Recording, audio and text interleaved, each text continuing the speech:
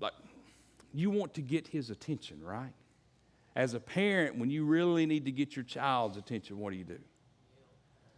You raise the octave of your voice, right? You elevate, you change the tone. The words may be the same, but the meaning changes.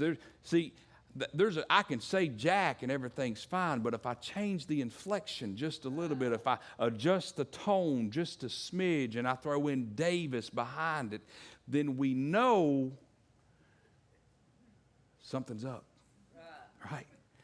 It changes. We have to seek, we have to cry out, we have to be intentional in calling on the name of the Lord. So seekers cry out. I love the second. Seekers are persistent. Seekers are persistent. They don't take no for an answer. They don't stop shouting. They don't stop crying out. Listen, when the answer doesn't immediately come, they keep on praying.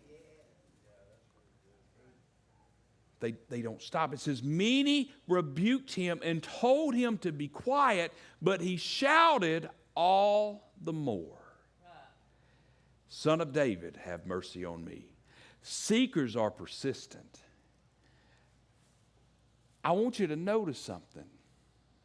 It is obvious by the text that Jesus did not stop the first time Bartimaeus cried out. He recognized it was Jesus, and he began to shout. But it's obvious, we can infer from reading the text that Jesus did not immediately stop, because he kept shouting. If there would have been an immediate stop, if there would have been an immediate answer, Bartimaeus wouldn't have had to keep shouting. Listen, sometimes you just got to keep praying. Sometimes you have to just grin and bear it and pray that God is going to answer and listen, he said, go, your faith is here. Listen, we have to pray prayers of faith even though we're not getting an immediate answer. Seekers are persistent. The worst thing you could do is stop praying. You say, well, it hasn't happened. Keep praying. What? Listen, if blind Bartimaeus, when they told him to be quiet, would have been quiet, he would have died blind Bartimaeus. He would have died probably right there on the side of the road, still begging at the end of his life. But he was persistent. He was desperate, and he cried out all the more. We have to be willing to continue praying in the face of no answer. How many of you have a testimony where you've prayed and prayed and prayed and prayed and prayed and prayed, and it didn't think he was never, raise those hands. Look around the room where you just kept praying and kept praying and kept praying and kept praying. And it did. Listen, the more you prayed, it seemed the worse it got. That's because there's an enemy out there that's fighting against you and the Lord. But you kept praying. Keep those hands up. Let everybody look around and say, you just kept praying. And God answered. Amen. Amen. Seekers are persistent. Yeah. Seekers are persistent. I put in there in the yellow, he shouted all the more. He shouted all the more. Number 3. Seekers move first. Seekers move first. Throwing his cloak aside, he jumped to his feet and came to Jesus. Jesus stopped and said, call him. Jesus didn't stop and go to him. He said, call him. And Bartimaeus moved. Listen, the text says he jumped to his feet. I'm 43 years old. It's hard for me to jump to my feet anymore.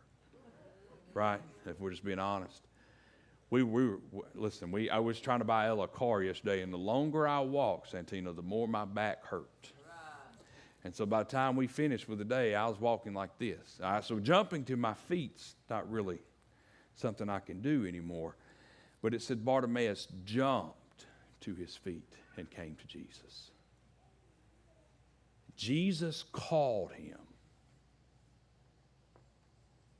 and Bartimaeus responded. Seekers move first. Seekers respond. And Jesus is here this morning. I'm telling you, Jesus is here this morning, and he is calling you this morning.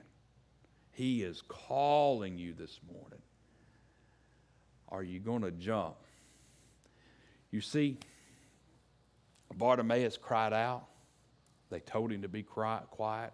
He got louder and kept shouting, got the attention of the Lord, and Jesus stopped, and he said, call him, but he still wasn't healed. What happens in that moment when they tell him, hey, he's calling you? What happens in that moment if Bartimaeus would have got offended and said, hey, he can't come over here to me? Well, he would have died, blind Bartimaeus. But when Jesus stopped and said, call him, the word says he threw off his cloak. He jumped to his feet, and he went to Jesus. Sometimes we have some things we got to throw off. I preached this message several years ago, so I want to throw his cloak aside. I want to touch on that for just a second, and we're going to wrap this up. Jeremiah 29:13 says, you will seek me and find me when you seek me with all your heart. Obviously, I left out the word with. So I put on there, throwing his cloak aside. You see, I want to touch on for just a second, because Bartimaeus had a special cloak, right? So in the Roman Empire at this time, they didn't allow just anyone to be a beggar.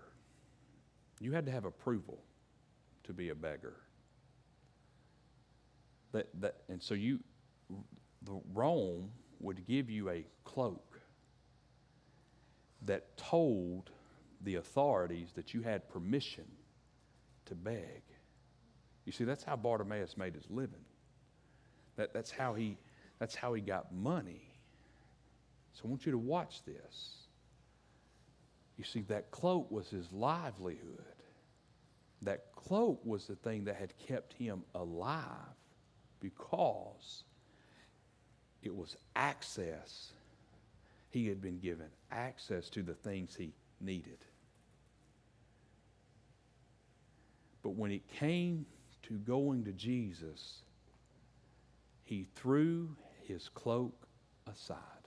He shed. Jesus had called Bartimaeus. He said, come, get him. Bring him over.